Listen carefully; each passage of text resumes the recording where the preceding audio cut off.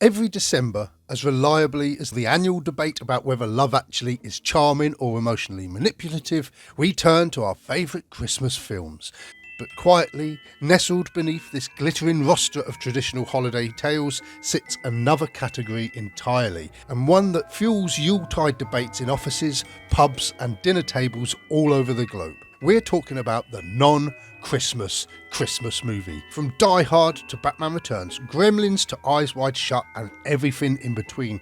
We'll explore what Christmas brings to these stories and why so many filmmakers set their strangest, sharpest or darkest tales amid twinkling lights and falling snow. Is it simply a clever ruse to sneak their films into your annual festive roster and TV schedules, or is there something far more deliberate and meaningful going on? So grab your tub of Quality Streets and your pigs in blanket flavoured Pringles and join me for a cinematic sleigh ride through these unconventional festive favourites. But before we go any further, be sure to take this moment to like the video, subscribe to our channel and tell me in the comments which non-Christmas Christmas movies have made it into your holiday traditions.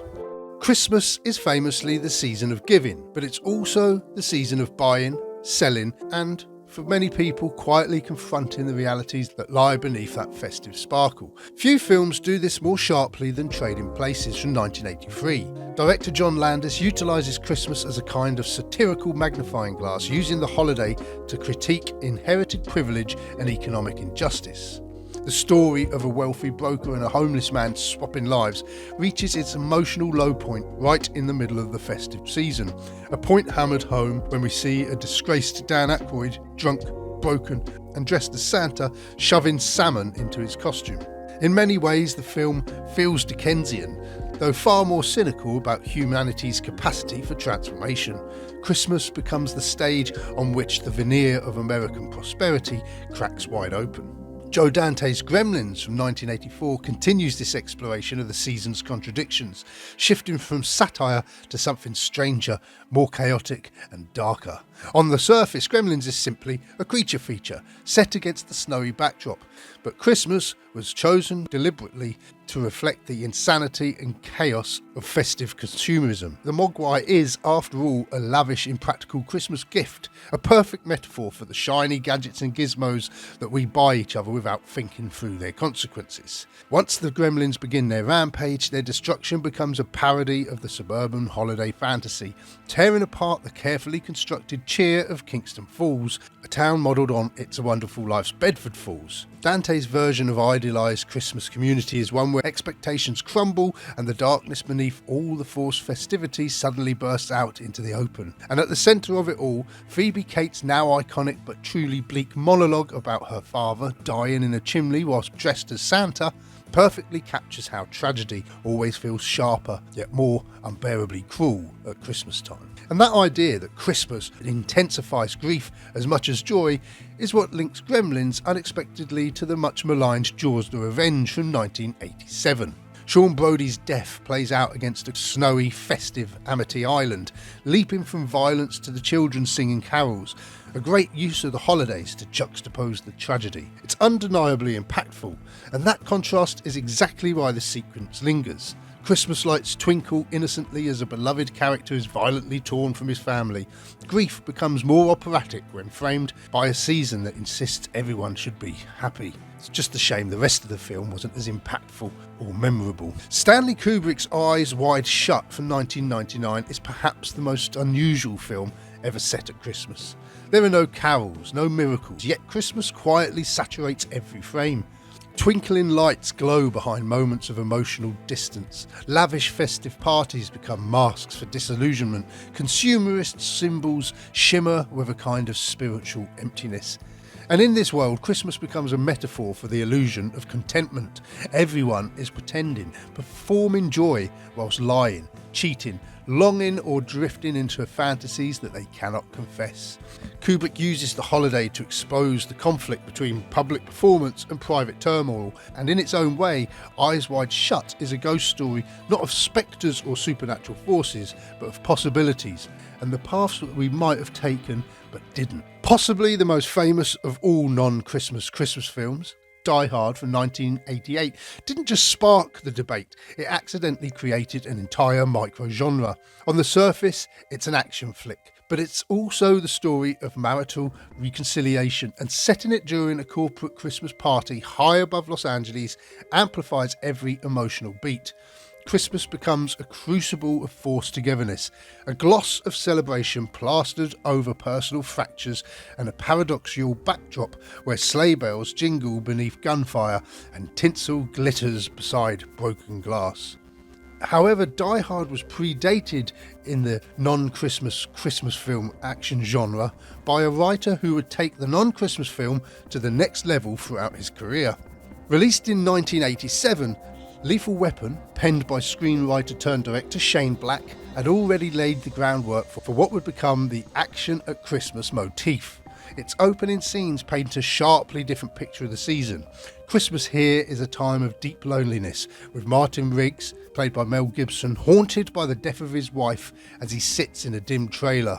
The enforced cheer outside only intensifies his despair. Yet the season also brings the possibility of found family, the warmth and chaos of the Murtaugh household, decorated, loud and loving, standing stark contrast to Riggs' own isolation, and offer him something he didn't know he needed. And visually, the film revels in the noir-like juxtaposition of bright Christmas decorations set against dark violence. It's no coincidence that Shane Black became a kind of unofficial patron saint of the non-Christmas Christmas genre.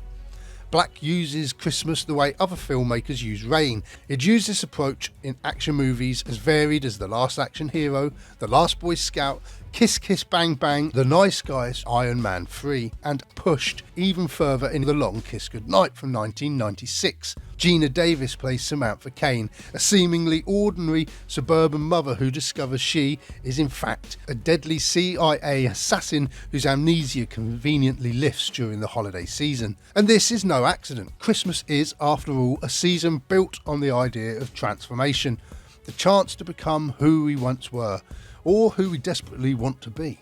Director Rennie Harlin leans into this duality, contrasting the cosy domestic rituals of the holiday with the violent truth clawing its way back into Samantha's life. It's easy to imagine the non-Christmas Christmas film as a modern invention, but the truth is that filmmakers have been using Christmas as an emotional backdrop for non-festive stories for far longer. One of the finest examples is Billy Wilder's The Apartment from 1960, a film of corporate ambition, loneliness and complicated love set against the glow of office Christmas parties and New Year confetti. Wilder understood how the holiday season heightens emotion. Christmas in the Apartment is not sentimental decor, it's the melancholy frame that makes C.C. Baxter's longing and Fran Kubelik's pain feel unbearably human. Look back even further and you'll find films like Meet Me in St. Louis, which, though spanning an entire year, hinges emotionally on its Christmas sequence, a moment of dread, change and unexpected tenderness that shaped the film's legacy. And likewise, The Shop Around the Corner from 1940 uses Christmas as quiet emotional texture, where the season subtly shapes the story's romantic misunderstandings and workplace tensions. These films remind us that cinema has always recognised the power of Christmas as emotional shorthand, and the tradition continues in contemporary drama. Alexander Payne's The Holdovers from 2023 is a perfect modern example, a story not about Christmas but profoundly shaped by its mood. Set in a snow-covered New England boarding school over the holidays, the film explores grief, generational tension and unexpected human connection. The Christmas break functions as a pause in the characters' lives, an enforced stillness in which buried emotions finally rise. Much like The Apartment, it uses the season's quiet ache, the loneliness that settles in when everyone else seems to have somewhere better to be. And this leads us to a whole batch of films that aren't set at Christmas at all, yet carry the themes, moods and emotional traits that we associate with the season.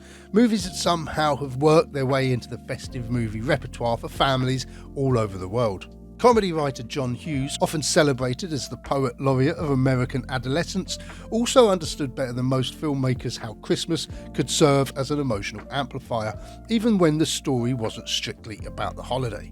Whilst Christmas Vacation from 1989 and Home Alone from 1990 both cemented themselves as proper festive staples, Planes, Trains and Automobiles from 1987 has also managed to elbow its way into the Yuletide viewing schedule for many families, even though the journey home isn't for Christmas at all but for Thanksgiving, yet the film's tone, imagery and emotional architecture feel unmistakably like a prototype for the non-Christmas Christmas film.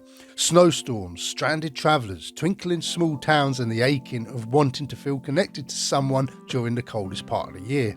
In a similar spirit, 1993's Groundhog Day from director Harold Ramis also has that wintry Christmas film feeling and may just be one of the finest explorations of the Scrooge archetype ever put on screen in a non-Christmas movie. Bill Murray's Phil Connors is the quintessential miser of emotional investment.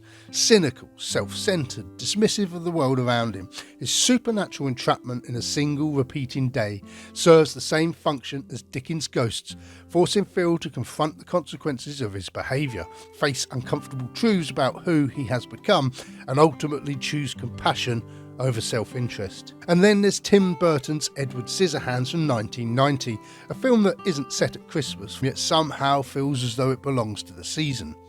Burton's suburban fairy tale carries the same emotional DNA we associate with festive storytelling, a sense of wonder, melancholy, an outsider yearning for connection, and when the story finally arrives at its Christmas sequence with snow falling from Edward's sculpted ice, the film unlocks its most enduring image, capturing that familiar mix of magic and sadness that defines so many seasonal favourites. Few directors understand the symbolic power of Christmas quite like Tim Burton. Obviously, A Nightmare Before Christmas from 1993 has made its mark in the season's film list, but Batman Returns from 1992 may well be the greatest non-Christmas Christmas film ever made. Burton has always been drawn to the strange overlap between the festive and the macabre. In many ways, Batman Returns foreshadows The Nightmare Before Christmas. Here we see Burton already experimenting with the uneasy marriage of snow-covered wonder and grim expressionistic melancholy. The film itself is drenched in Christmas imagery. Gotham City becomes an icy cathedral of towering trees, grotesque ornaments and festive pageants that curdle suddenly into violence. Burton never uses the holiday sentimentally. He bends Christmas into a dark fairy tale, a storybook of loneliness, duality, and a society that cannot accommodate its misfits. Nowhere is this clearer than in the film's twisted opening. Christmas, traditionally associated with the nativity story and miraculous births, is subverted entirely in the arrival of Oswald Copperpot. He is the anti-Jesus, born into privilege yet rejected for his deformity by his parents, played by Pee-wee and Simone from Burton's debut movie Pee-wee's Big Adventure. He is abandoned on Christmas and sent drifting beneath the city, a child whose coming heralds not hope, but the return of something wounded, vengeful and forgotten. It's a perverse inversion of the season's most sacred narrative, the first sign that Burton intends to dismantle Christmas iconography from within. Throughout the film, Gotham itself becomes a winter circus, a city where German expressionism crashes headlong into Christmas iconography. Burton reveals that Christmas is not always a season of warmth, sometimes it's the coldest time of the year, when the glittering surface of the holiday only deepens the shadows beneath it. And perhaps that's why the non-Christmas Christmas film has become such an unexpected seasonal staple. They reflect the complexity of the holiday itself. Not everyone experiences Christmas as joy, and not everyone finds comfort in tinsel and sentiment.